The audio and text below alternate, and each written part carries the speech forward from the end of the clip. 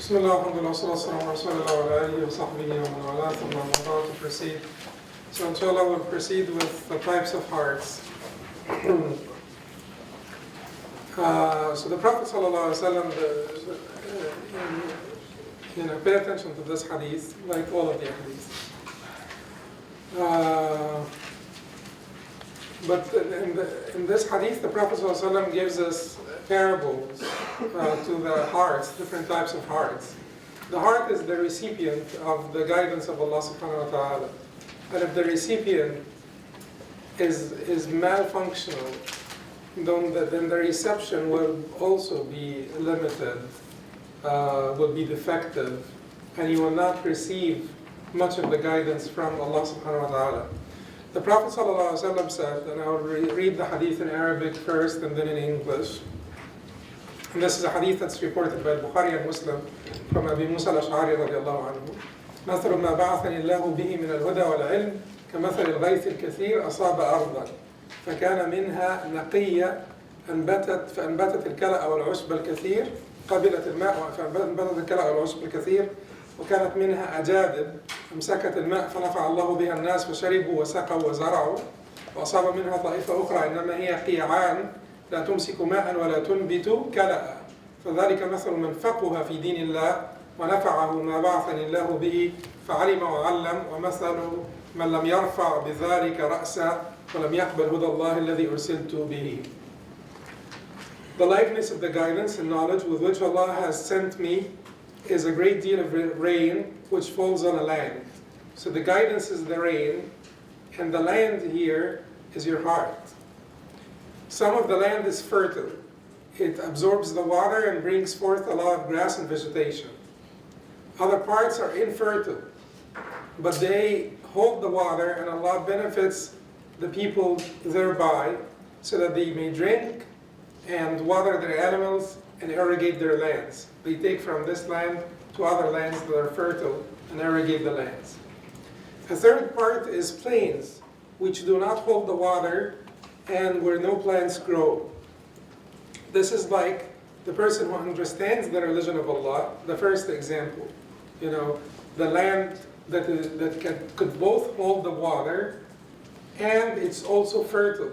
So it holds the water for those who want the water, and it benefits from the water itself by growing the grass and vegetations, and holds the water for those who want to take the water to drink or to give water to their animals or to irrigate land farther away from this one. This is like the person who understands the religion of Allah and benefits from the message with which Allah has sent me. So he learns and he teaches others. So he learns and he teaches others, but he is benefiting himself. He's growing his own garden. That guidance from Allah subhanahu wa ta'ala and his messenger, like the rain falls on the heart, then you grow your own gardens in the heart. Devotion, dedication, sincerity, humbleness, commitment, integrity, love, hope, reliance on Allah subhanahu wa ta'ala, nasiha for the people, being, sincere to the people, and so on and so forth. So all of these are gardens, different gardens that you're growing in your heart. So basically you receive the rain and you're growing your own gardens, but you still can give some of the water to others to benefit from it and grow their own gardens. That is the one who learns and benefits from what he learns and teaches and benefits others of this knowledge, of the message with which Allah subhanahu wa ta'ala sent the Prophet sallallahu alaihi wasallam. And the person who does not pay attention, in the likeness of the person who does not pay attention or accept the guidance of Allah with which I was sent. So the Prophet told us of two people, but he gave us three different plans, because the example in the middle is so obvious from his explanation. The example in the middle is when you could learn and contain the knowledge. You have the ability to absorb, to contain the knowledge, and you have the ability to disseminate the knowledge, relate it to others, but you don't benefit of this knowledge yourself. And certainly this example, like number 3, would be all doomed. Yet one of them is able to relate that knowledge to people who may benefit from it, and one of them is like sandy plains. There is no benefit in them whatsoever. They don't contain the knowledge, they don't relate it, and it falls like when the rain falls on the sand, it seeps through the land, and then there would be no benefit whatsoever from this land or these kinds of hearts. So which heart would you like to be? You know, if you want your salvation and survival, there is one way, which is the first one, number 1. To learn and to benefit others. Now, to learn and benefit others, why is it not mentioned in this hadith, the 4th type, those who can learn and benefit themselves, but they have no capacity of benefiting others? But because you will have, if you have your own gardens, you will be able to benefit others somehow, in some way, even if it is little. If you can grow your own gardens and in your heart, humbleness, humility, how much of da'wah is given by conduct, by the role model, by the good example? Much of the da'wah is actually given by good conduct and role model. So if you are able, and this is like sometimes what is not mentioned in the hadith is just as important as what's mentioned. If you can, extract the benefits. So if you are able to benefit, if you are able to grow your own gardens, then you receive the water, and there will be certainly a benefit for others. You may not contain the knowledge in the sense of being able to sit down in a classroom and give a lecture, but the fact that you contained it enough to grow your own gardens means that people will benefit of this. They will be affected by, they will be touched by whether they are Muslim or not Muslim. And many histories, stories in the seerah of the companions of the Prophet ﷺ of people who were not scholarly. Many of the companions were not scholarly. Many of the companions had difficulty reciting the Quran. That's one thing that we may not know. But many of the companions were not particularly scholarly. Yet they were, for instance. But the idea here is, you see how much they benefited the whole world. So see how this one generation, liberated the entire humanity from the captivity of shirk, disbelief, myth, superstition, tyranny, multitudes of things. That one generation, within 100 years, liberated most of the inhabited world from all of these ailments. So this is a very beautiful hadith that we need to contemplate, and then we need to sort of decide which one of those hearts we want to be. Now, in order for you to have this heart that is fertile, and benefit from this rain, this goodly rain that comes down, through the revelation, through the wahy, the Quran and the Sunnah, what do you need to do? You need work. Fertile lands need work, right? You weed the land out, you fertilize the land, because you may not have fertile land just like this, that is innate. Some of this needs to be acquired. And you acquire this by weeding out your land, weeding out your heart from diseases, because the weeds, all of those bad qualities, can overtake your heart.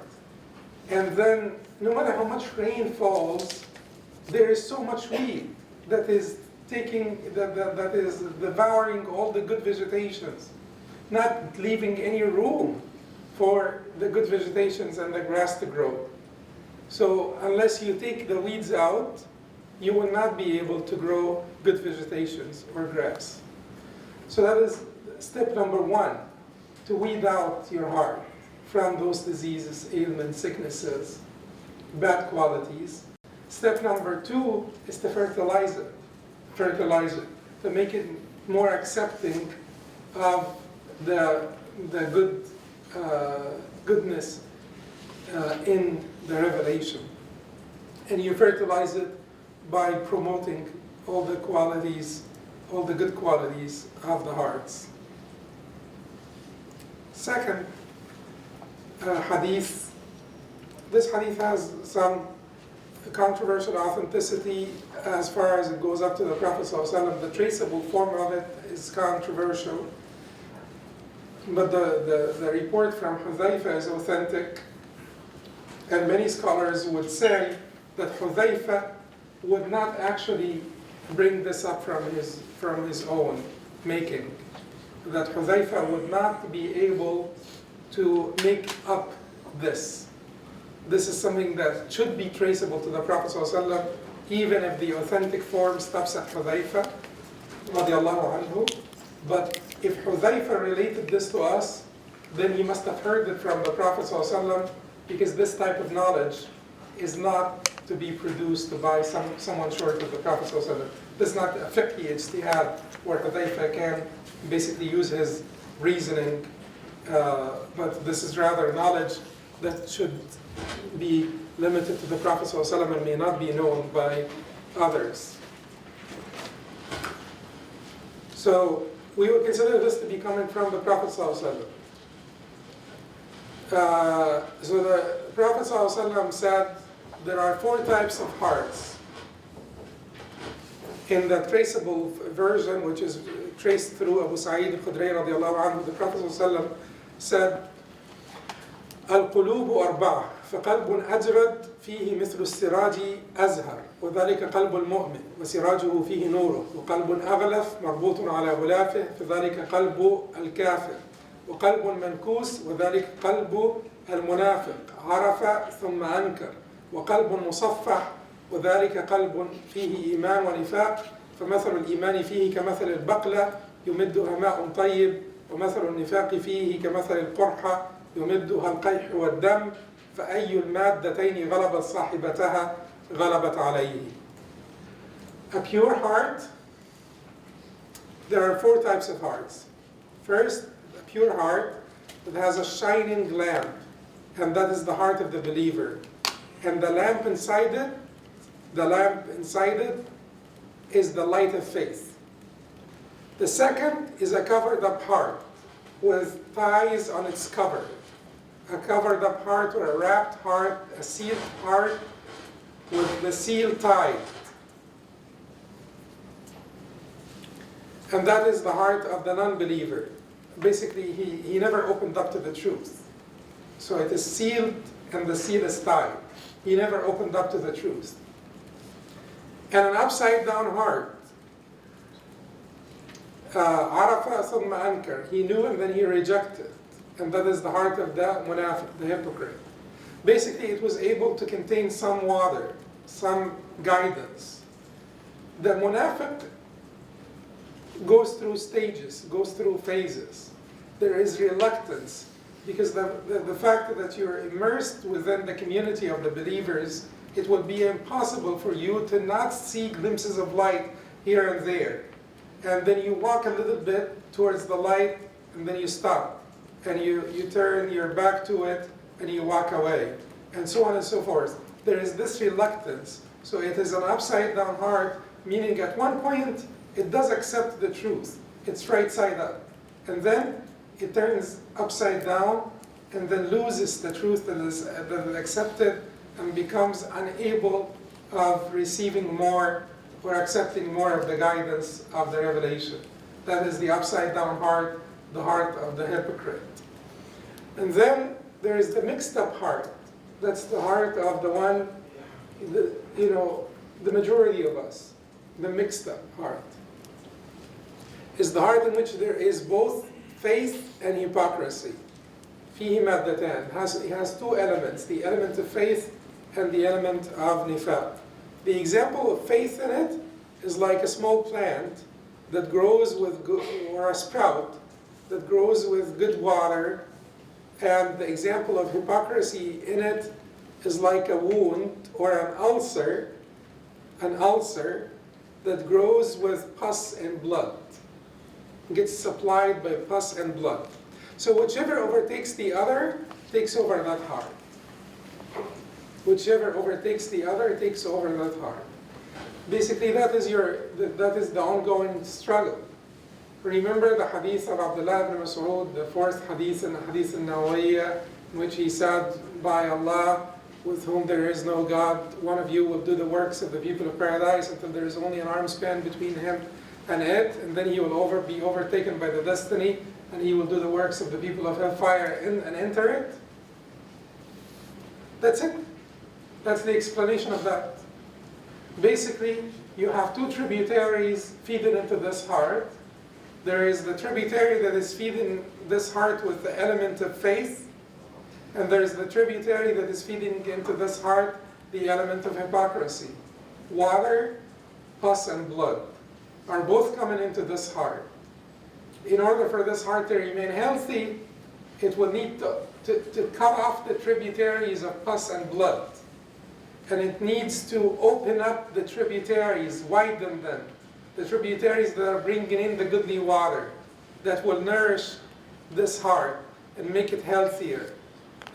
And your ongoing struggle is to basically guard the posts of your heart and make sure that what you allow into your heart is the good water, and you do not allow the pus or blood into your heart. So what are examples of this pus and blood? Multitudes of examples, all of their weaknesses, human weaknesses, all of human weaknesses, all of the evil inclinations, are examples of this pus and blood that's growing the hypocrisy in your heart. So what does this mean? Imagine yourself like there are two streams that are coming into your heart. One is bringing in water, goodly water. One is bringing in pus and blood all the time. That's what the Prophet ﷺ said, all the time. So it means that you have to be extremely proactive about your heart. Otherwise, if you just stay, passive about the condition of your heart, by your nature, insan, zalum, jahul, ignorant and transgressor, by your selfish nature, by your egotistic tendencies, by your evil inclinations, by your surroundings, which are, full of evil and drag you down and pull you down, you're destroyed. Like, if you're passive about it, if you're not doing much, if you're neutral, if you're just living day by day and you're not worrying much about the state of your heart, and you leave your heart for the shaitan to do his work, the dunya to do its work, and your own evil inclinations to do their work, and so on. If that is what you do, then you're destroyed. Iblis wa dunya wa nafsi wal hawa kayfa al-khalas wa kulluhum a'da'i. Iblis and the dunya and myself, my nafs and hawa, my vanities, my desires. Kayfa al-khalas. How could I reach salvation when all of them are my enemies? So if you're inactive, they are not inactive. If you're inactive, they are not inactive. If you're neutral, they are pulling you to one side.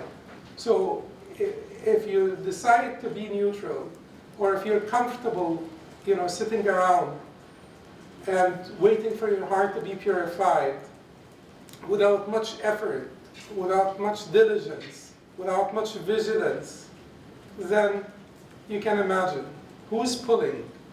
It's Iblis, dunya, the worldly life, dunya with all of its temptations and all of wanafsi, your ego. That is all of your negative inclinations working against you. Wal hawa, and the desires. Is it obvious? Is it clear? That if you're not extremely proactive about it, and if you're not standing there, working so hard to block the entrances of the pus, remove that water, holding your bucket and trying to remove the pus and the blood and to widen the tributaries of good water, all good actions, all good qualities. Unless you're doing this and working all the time and busy all the time with this, then certainly we will be destroyed. فَأَيُّهُمَا غَلَبَتْ صَاحِبَتَهَا غَلَبَتْ عَلَيْهِ. Whichever of these two overtakes the other, it will overtake that heart. And basically that is the person that is doing the works of the people of paradise, but then the pus and blood is getting more and more in his heart. He's still able to manage to have more water than pus and blood. More water into his heart than pus and blood. So ultimately the equation is still in favor of faith. So he's doing the works of people of paradise and he's faithful. He still has faith.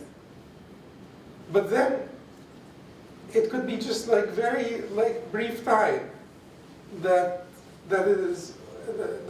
is needed by the pus and the blood to overtake, to come over the water. And then that is the threshold. That's the crossing point for him from faith into complete hypocrisy, into disbelief. And if he died at that time, then certainly he is destroyed completely. Okay. Yes? Can this be related to the hadith on the first page where we are warned saying that you lead your life all to the good and then your arms away that, away from the being lost. So if we let this blood and pus get into us more often than the water, can this person be compared to this person who... That is the person. That is him. That is him. The one who lived his entire life, that's what I said. The water is still more. And he is still doing the works of the people of paradise. But he's not paying attention to the rise of pus. It's getting more and more and more. And then there is one point where the pus crosses the threshold of being less than the water to being more and to taking over. And that is when he moves to the other side. So it means you have to stand guard of your heart, the posts of your heart. Now, practically speaking, when you're guarding the posts of your heart, you have to identify the shaitan's Trojan horses into your heart. Those are the weak spots in your heart. Everyone has his own weak spots. And that's what we will go over in this section about the purification.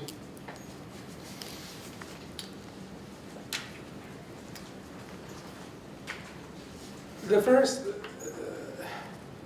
thing when you think about our journey in this life, where did we start? Where did humanity start? In Jannah, right? That's where we started, in Jannah. So Adam and Eve were created in Jannah, they lived in Jannah, and then they were evicted from Jannah at one point, driven away from Jannah. So the Prophet ﷺ, and this hadith was reported from Anas and Abi Hurairah and others, both reported by both Bukhari and Muslim, said, يَهْرَمُ ابْنُ آدَمْ وتشب منه اثنتان الحرص على المال والحرص على العمر. That the son of Adam will grow senile and two things in him will remain youthful: eagerness for wealth and longevity. So no matter what, no matter how the son of Adam grows senile, and that applies to most of humanity, the very, very vast majority of humanity. No matter how senile you grow, you will always want more money, even if you may not have much use for it. Like, think about the people who want more money. Like, think about the people who have billions of dollars and they're working so hard to make more. And that is not because they want to give it for charitable causes or anything of that nature. They just want more. But how are you going to use it? Like, honestly speaking, after having, $1 billion, how do you get to use the money? Where, how? Like, because if you have $1 billion, then you can have your own private jet, and you could have your little island and your house on your little island. But so what is after that? Yes.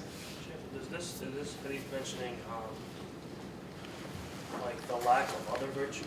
Is that why it says will remain youthful? So these two virtues are still present, or Those are not virtues. those are negative qualities? Negative But qualities. is it highlighting the lack of other virtues? Because these two.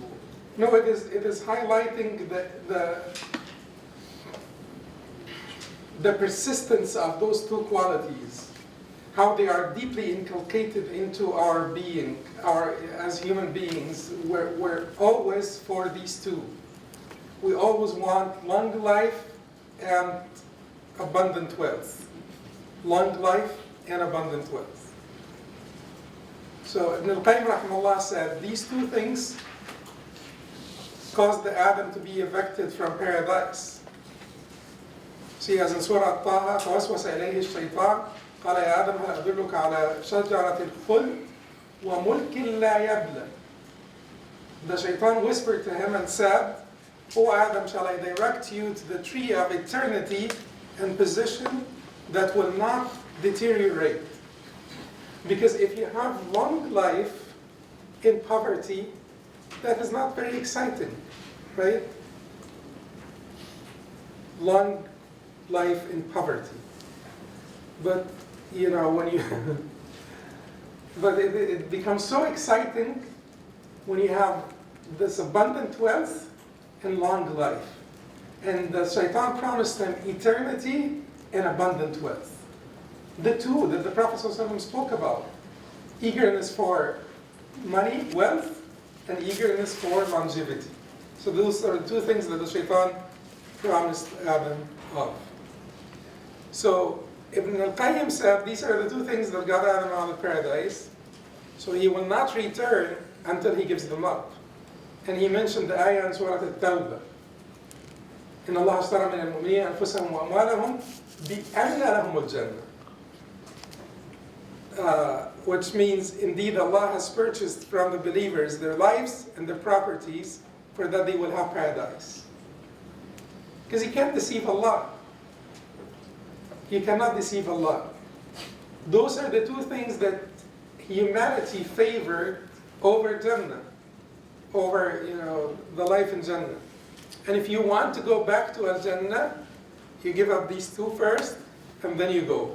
You get admitted into the Jannah. Without you giving up these two, you don't get back. So how accurate is that? Like, how come if you don't give up these two, you don't go back to Jannah? So some people are rich, they pay their zakah, for example, and they live long No, life. you give them up, like we said many times. It is not about you give them up in the sense of favoring Allah over these two. You give the love of the heart, their love in their heart. In your heart. They do not become the main driving force for you. They don't move you. You don't favor them over Allah's pleasure. You don't seek them at the expense of disobeying Allah or going against Allah's rules.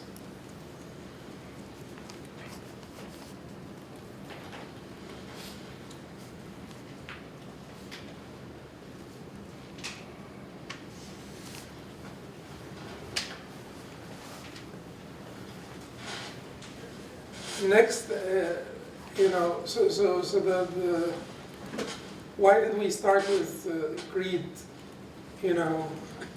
Why did we start with greed for longevity and for wealth? Because these are the two things that got us out of paradise. And we really have to tackle them because Allah made it conditional for us to go back. That we sell. He purchased. Do you know what it means that he purchased? إن الله اشترى من المؤمنين أنفسهم وأموالهم بأن لهم الجنة. That you do not believe that they are yours. You don't believe that your life is yours.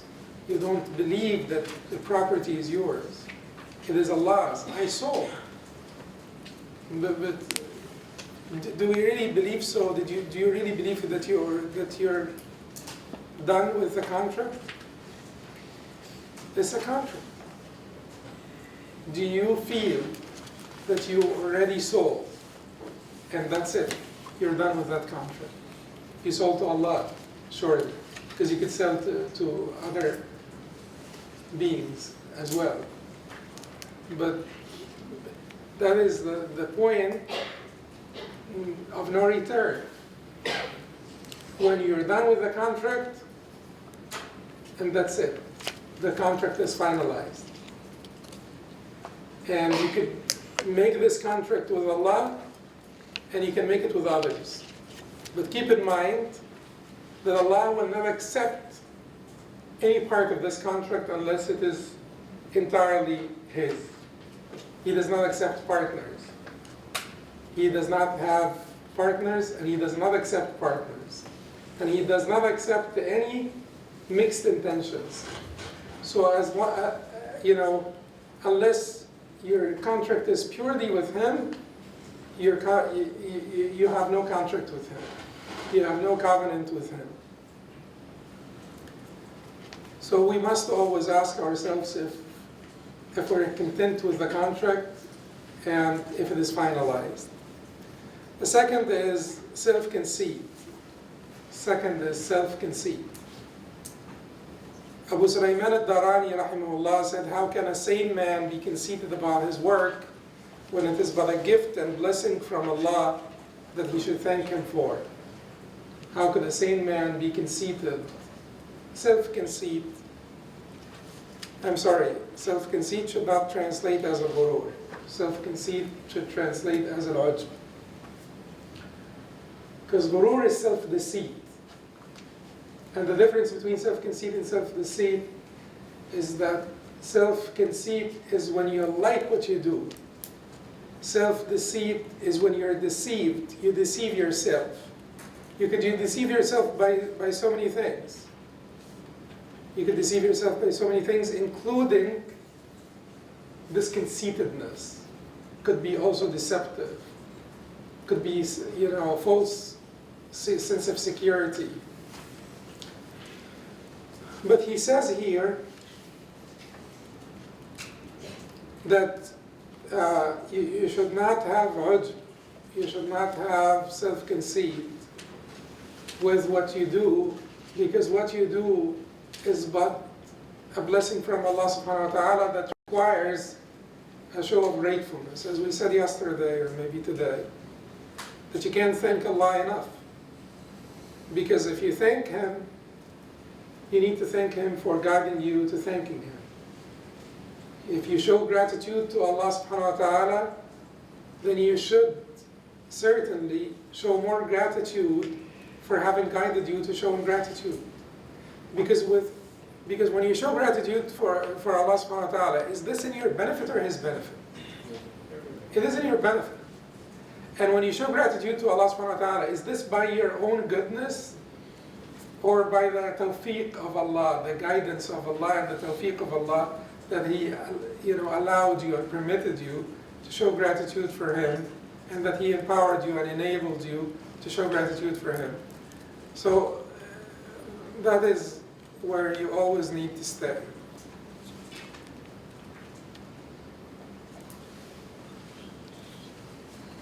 We'll take some of the examples on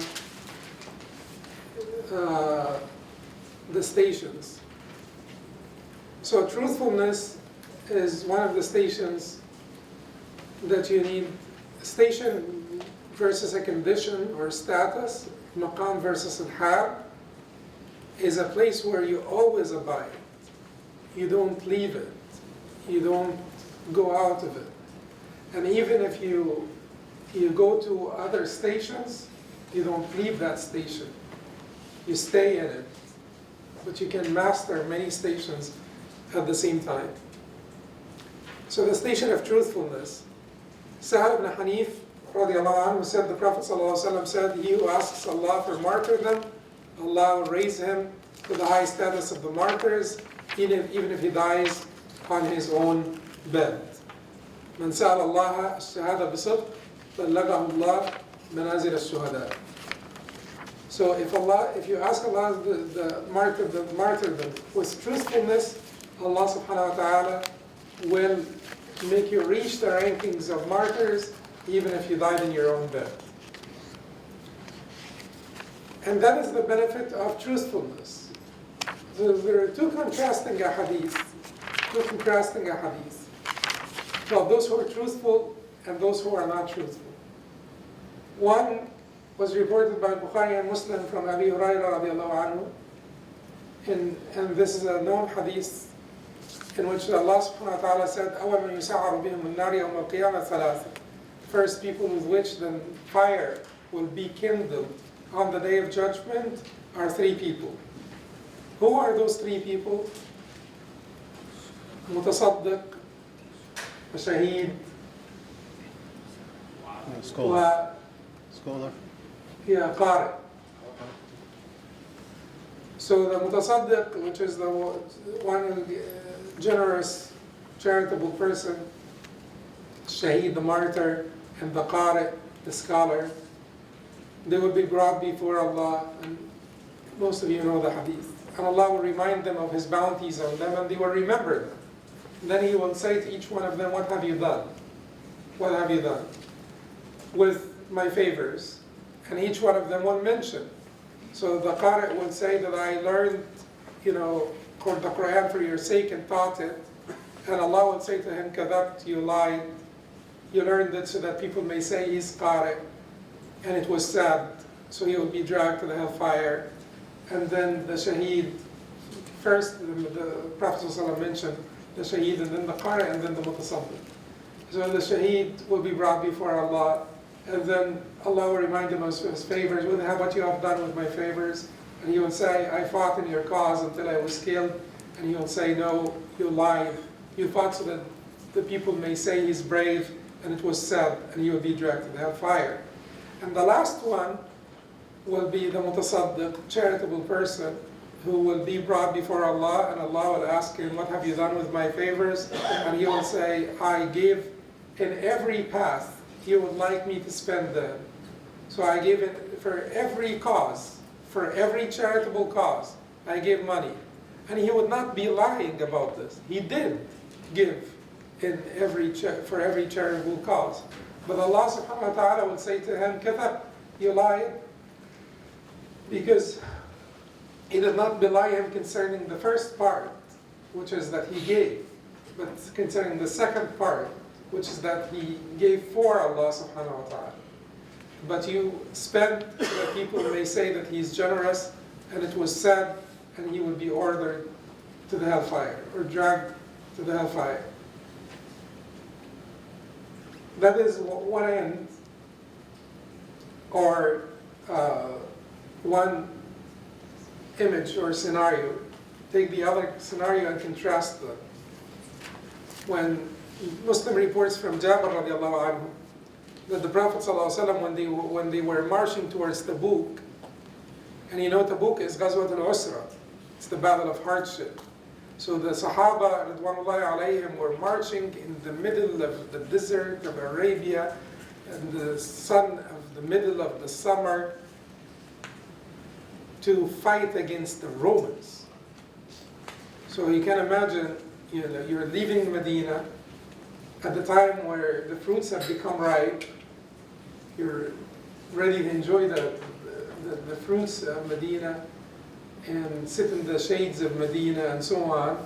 but you're commanded to march through the desert of Arabia in the middle of the summer, despite the very meager means, to confront the Romans and their allies. This is, you can imagine why this was called Ghazwat al-Usra, the battle of hardship.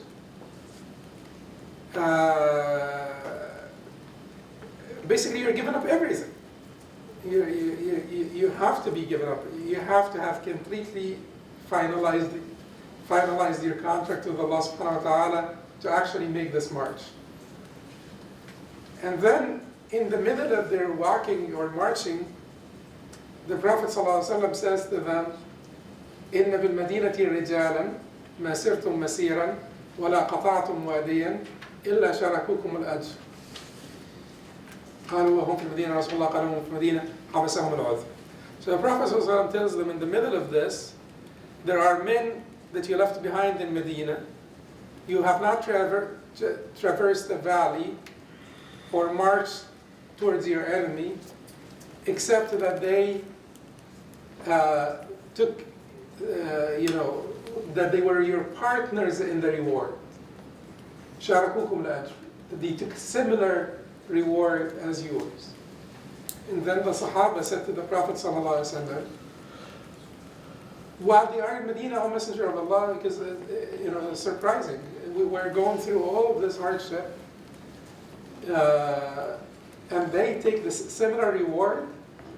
And the Prophet ﷺ said to them, yes, they were prevented from marching with you because of a valid excuse. They had a valid excuse to stay behind. So whether they were incapable, whether they... but Allah described them in the Quran. He said, تُوَلَّوْا أَعْيُنُهُمْ تَفِيضُ مِنَ الدَّمْعِ حَزَنًا أَلَّا يَجِدُوا مَا يُنْفِقُونَ. That when you told them that you can't take them, that they turned back and walked away, and their eyes were full of tears, that they cannot afford to sustain their mission, to spend and to come with you. So that is the Sahaba who wanted to go out with the Prophet ﷺ in Ghazwat al-Usra, and the Prophet ﷺ told them, I don't find mounts to take you on. I don't find camels or horses or mules or anything to carry you. You do need the means to get there. And you have nothing, and I can't, I can't take you. So you can imagine people that were told that, you should stay back in Medina, enjoy the fruits in the shade of Medina, and so on, and don't come with us through this,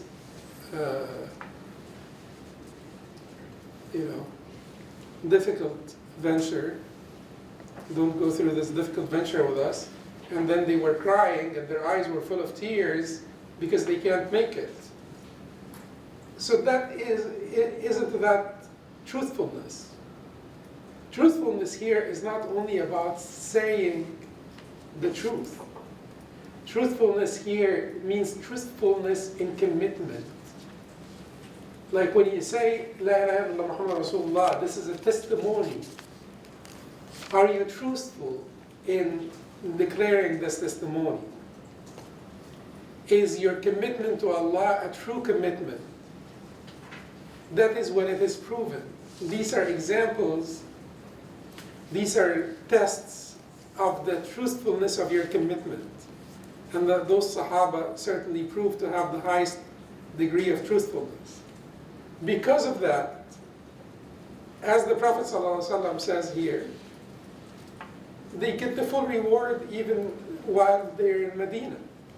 The full reward like everyone else. Those who actually went to the battlefield, but for other than the sake of Allah subhanahu wa ta'ala, those who were actually killed in the battlefield. So in the eyes of people, they were martyrs, but they didn't actually do it for the sake of Allah subhanahu wa ta'ala, were dragged to the hellfire.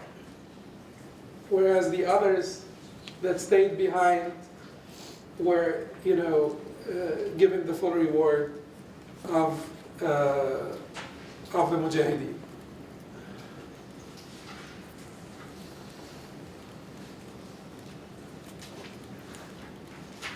So Abdullah ibn Mas'ud in this muttafaq alayh, or agreed upon hadith, reports from the Prophet ﷺ that he said, truth leads to piety, and piety leads to Jannah. A man persists in speaking the truth till he is enrolled with Allah as truthful. Also leads to vice, and vice leads to the fire, and a person persists on telling lies until he is enrolled as a liar.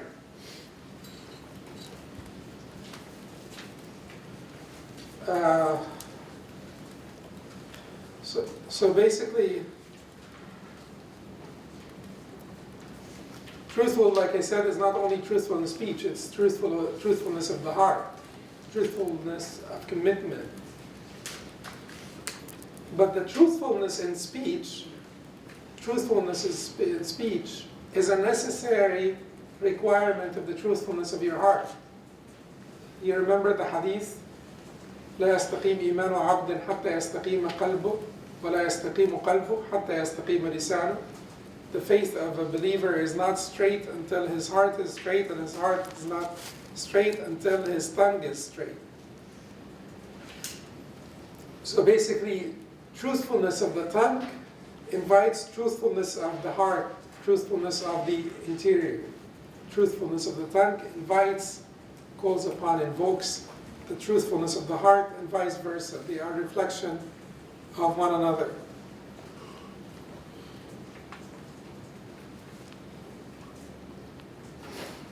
Al-Hasan ibn Ali, in this hadith that's reported by Tirmidhi, reported from the Prophet ﷺ that he said, دع ما يريبك إلى ما لا يريبك فإن الصدق طمأنينة والكذب ريبة. Give up what is doubtful to you, for that which is not doubtful, for truth is peace of mind, or brings about peace of mind, and falsehood is doubt, or brings about doubt. And when we hear this, looks like the battery is.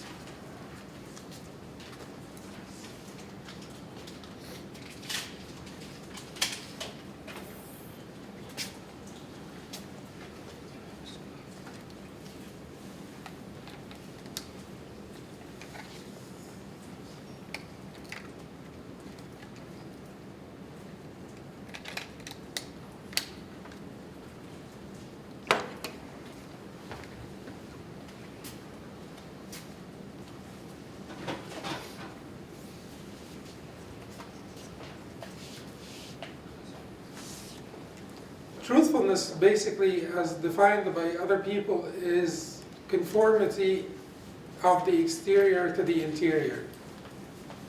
Like the consistency, the lack of discrepancy between the exterior and the interior. And your exterior should be a reflection of your interior. So do not try to exaggerate your exterior. Do not try to pretend. Try to be yourself, because that is when there is this consistency between the exterior and the interior. Try to be yourself, so that you have this consistency, so that you have this fluidity, harmony between your exterior and your interior. Because otherwise, you'll have a conflict that will cause you to be reluctant, hesitant, doubtful, and will cause you to have this inner conflict, this persistent inner conflict that will ruin your relationship with Allah and ruin your relationship with people and make you always anxious. Lest the people get to know something about you that you hate, that you did not want them to know. If you're ready at any time and some of the scholars used to say this, to get a visit from the Prophet ﷺ to your home. You should, in fact, you should be aware that Allah subhanahu wa ta'ala is watching over you all the time. So whether you're getting a visit or not, you're being visited. Everything that you know, that you do is seen by Allah subhanahu wa ta'ala. Just 1 second. Get some tissue here.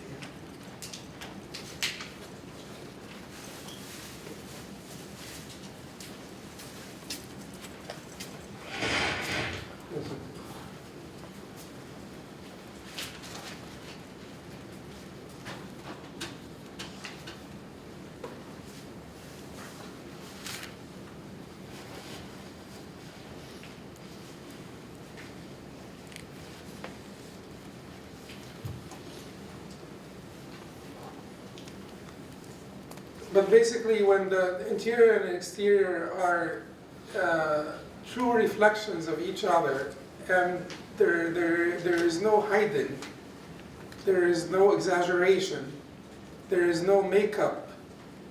You know, you don't put a lot of makeup. That does not mean that you commit sin in public because you commit sin in private. It doesn't mean that. The Prophet said, "Kullu ummati mu'afa illa al-mujahirun." All my nation will be forgiven except for those who are public about their sin. Because when you commit sin in public, that is inviting people to cross the bounds of Allah subhanahu wa ta'ala. That is giving people making people more daring of crossing the bounds of Allah subhanahu wa ta'ala, so you should not. But at the same time, if you know your weakness, don't pretend something else. Like, just stay humble. Stay humble. Keep humble. Do not commit sins in public so that you would have like a true reflection of your interior, but stay humble, recognizing your weaknesses and try to work on your interior to fix it. But to present a different image on your exterior, a counter image of your interior, that is when you're not being truthful. That is when you're not being truthful. Also, being truthful with yourself in commitments. When you make commitments with yourself, with the people, resolutions, resolve, etc., then you have to be truthful. Meaning, take what you can handle, and once you have taken a commitment, live up to it. Be truthful to your commitments, and live up to your responsibility. I will defer the station of Muraqabah until tomorrow, inshallah, and I'll take some questions from you here. Stop here, inshallah. So, Sheikh, in the book of is it true Imam Qayyim says that no one can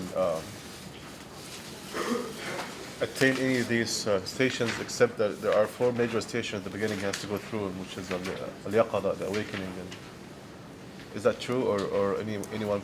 Is there an order for the stations, or they all come at the same time, or They overlap. There is an order for the stations, but the stations overlap. And we chose some of them because we can't cover all the stations, certainly, in the span of this course. But we chose some of these stations. Yet, these stations are all necessary, and they all overlap, because the baseline of each of these stations has to exist. Can you imagine a believer who has no truthfulness whatsoever? Can you imagine a believer who has no watchfulness whatsoever? Can you imagine a believer who has no remembrance whatsoever? Can you imagine a believer who has no shukr, or gratitude whatsoever? Or a believer who has no rida, or contentment with Allah subhanahu wa ta'ala whatsoever? Or a believer who has no hope in Allah? You wouldn't be able, it's not conceivable that a believer would not have any of those. So all of those stations, you have to have the baseline of them all together by necessity. The necessity of being faithful, you have to have the baseline. but you advance in some of them faster than you advance in others, because you need to prioritize within those stations so that you could sort of naturally advance into them, because some of them are based on others, built on top of each other. So is it time that Allah subhanahu wa ta'ala will only, is it true that Allah subhanahu wa ta'ala will only guide those who seek guidance? Is there any someone who wants guidance could still be led outside of Islam?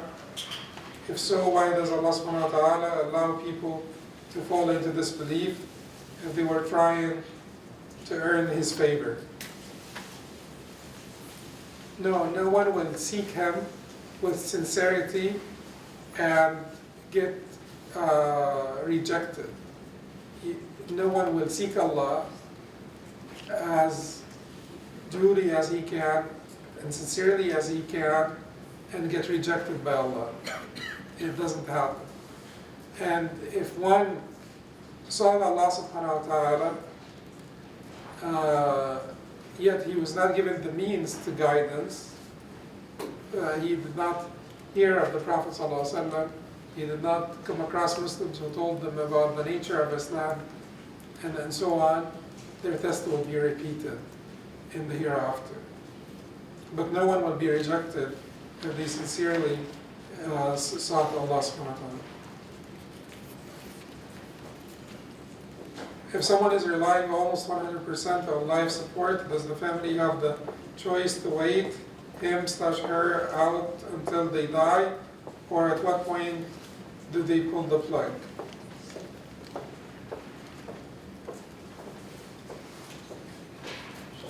No, the treatment or seeking treatment is it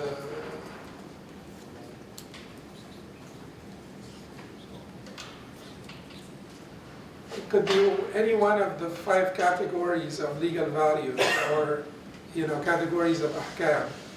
So it could be wajib, mustahab, mubah, makruh, and haram.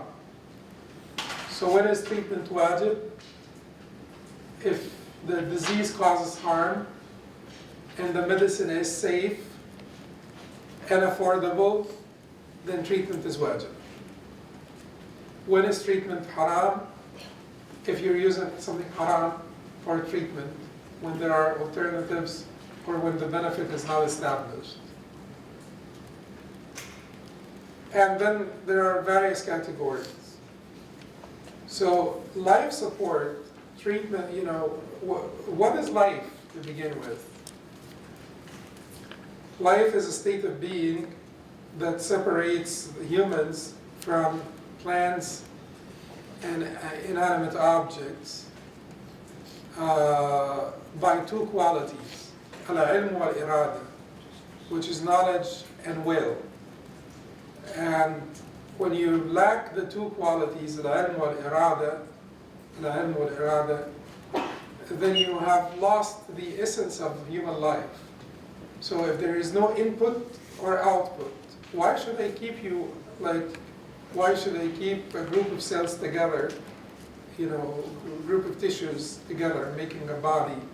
Why should they keep them in this state of being without input or output? You're not receiving anything, and you're not sending anything. No ilm, no irada. So in this case, life support is not mandatory to be had for people who have cases that are terminal and hopeless. Who determines this? Trustworthy physicians will determine this. If the case is terminal and hopeless. And in this case, much of the resources will be saved for people who do need life support to get over some difficulty with their health. And sometimes they need the life support for a month, 2, 3, but it depends on whether it is determined that their case is terminal and hopeless or not. Certainly there are various, you can't talk about this because it takes too long. But there are various forms. There is brain death, which is different from prolonged coma, which is different from persistent vegetative state. And each one of them has its own rulings and its own detailed rulings, because they all vary in what they are defined Islamically and how they are handled Islamically, how they are defined and how they are handled.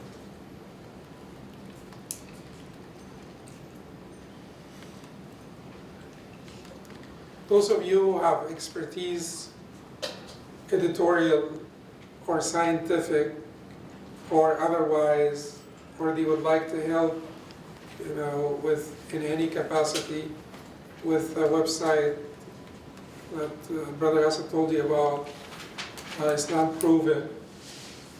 Here's his email.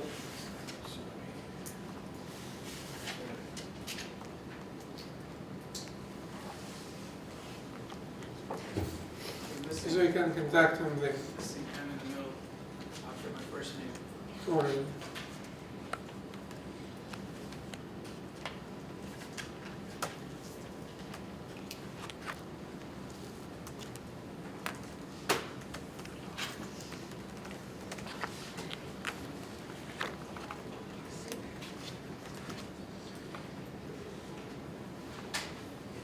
Is this good enough?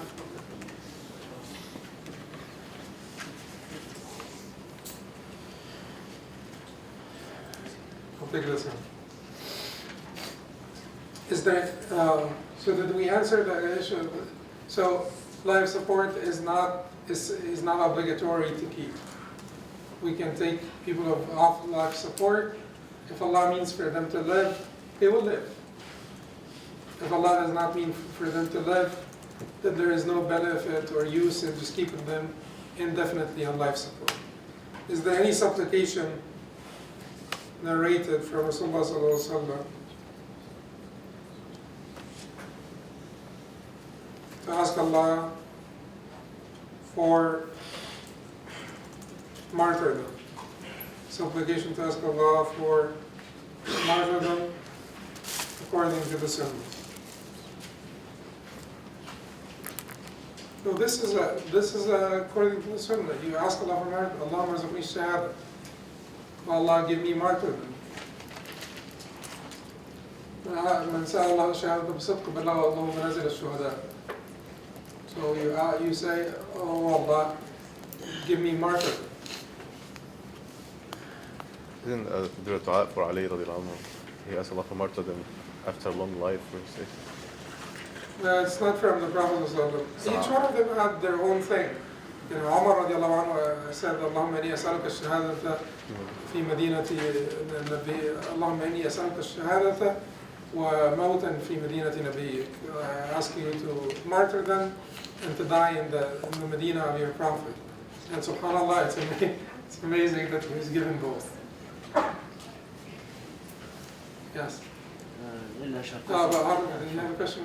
Yeah, I have a question regarding the issue of sincerity in your deeds and the three people who are going to be the first to kindle the flame of the fire. What would be the approach to certain deeds? For example, memorizing Quran is one that comes to mind.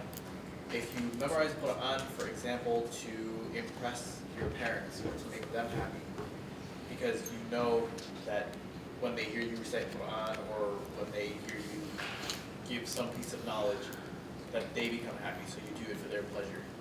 Does the reward only entail the pleasure that you've given them, or does it still count as both memorizing Quran and even pleasure, or does that fall under showing off? And you are pleasing your parents because of what? Because you wish to please them. Because Allah wants you to please your parents. Right. Then it will be, the reward will be according to this intention. So to seek to please your parents is reward worthy.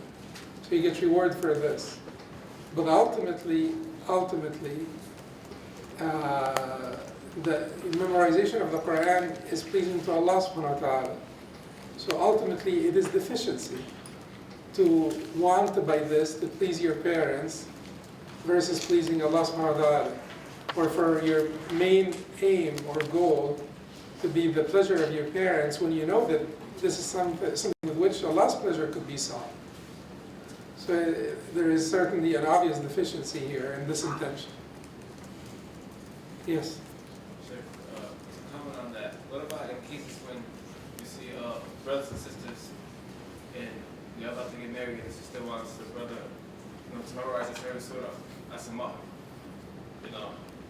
How would the brother combine the intention, or what kind of intention can he have in this type of scenario?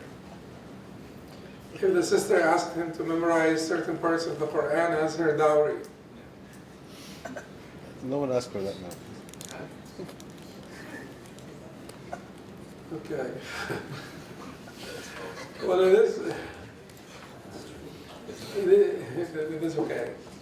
He could still memorize it because ultimately he knows that it is a good thing for him to memorize the Quran, and he will please that sister and get married to her. She's a righteous woman, and then he will benefit from memorizing the Quran, and then he will use this Quran to pray and to these things. You could combine all of those together, and then eventually it is not. It's not hypocritical. When it becomes hypocritical, if he's really after the sister and that's it, and he's just memorizing the Quran with a grain of salt, and that is certainly hypocritical. But if he figures that this is encouragement, or if you apply for Medina University, for instance, or someplace, and they tell you that you need to memorize 6 juz's of the Quran, and then you start memorizing to get there, because it's good to go to Medina University and to study knowledge and so on. Eventually, ultimately, you're working still within the pleasure of Allah, within the scope of His pleasure. So it should be okay. Even though there is some deficiency in this intention, because whenever there is an act with which Allah's pleasure is sought, and you do it for less than Allah's pleasure, the deficiency is obvious. But in order for you to have no deficiency, then you would correct your intention so that Allah's pleasure is your primary goal, and wanting to get married to that sister becomes your secondary goal in memorizing the Quran. And the problem is, people would ask, but how could they do this so hard? Like I said, it is not about every incident separately or individually. It's about your whole life. If Allah is your main concern, He will be always your main concern in every situation and every circumstance. It is not piecemeal. It's not really chopped up. It's one focus. And if Allah is your main concern all the time, He will continue to be your main concern here as well. Yes? Or you are first. Yeah. Go ahead.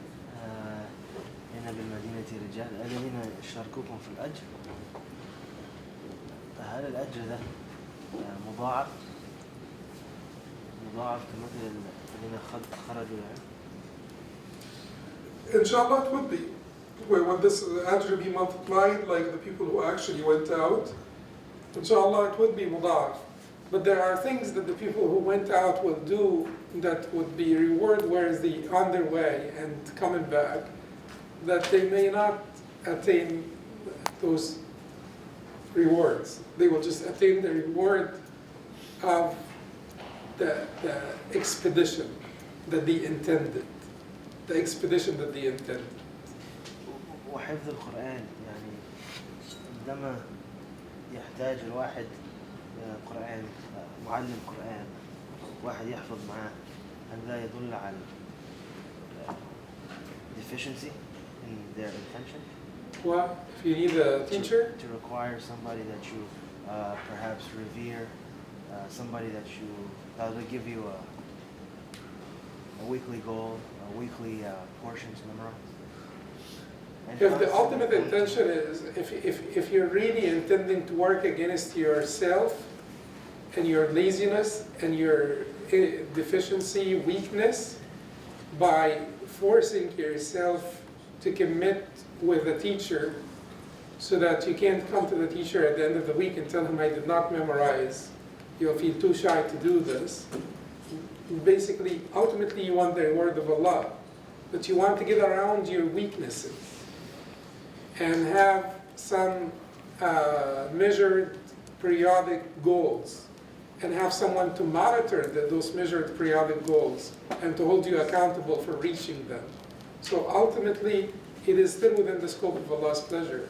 If your ultimate goal is the pleasure of Allah.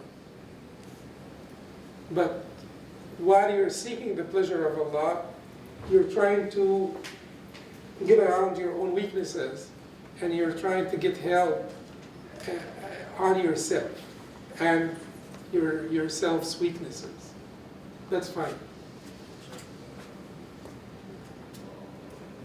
When it comes to our children, and especially when they're still underage, not at the age of adolescence, they can make the choice themselves. How do you encourage them to like start that path coming closer to Allah without making it seem like it's such a burden on them? Like for example, children want to play. That's all they want to do, play whatever toys that they have.